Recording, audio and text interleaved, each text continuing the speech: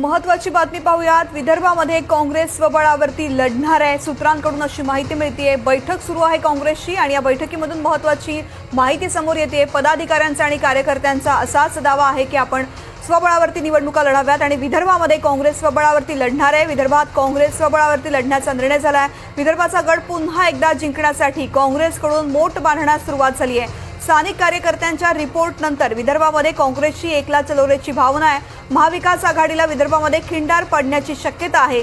काँग्रेसच्या विदर्भातील प्रमुख नेत्यांनी एकला चलोरेच्या भूमिकेला हिरवा कंदील दिल्यामुळे आता काँग्रेस सज्ज झालेली आहे। काँग्रेस विदर्भामध्ये एकला चलोरेचा नारा देणार आहे निवडणुकांमध्ये आणि त्यामुळेच काँग्रेस आता आपला पुन्हा स्वतःचा गड स्वतःच्या हिमतीवरती जिंकण्यासाठी सज्ज झाल्याची माहिती आहे। पदाधिकारी आणि कार्यकर्त्यांचा सुद्धा असाच सूर आहे। या संदर्भातला रिपोर्ट समोर आल्यानंतर असाच निर्णय होत असताना आपण पाहतोय।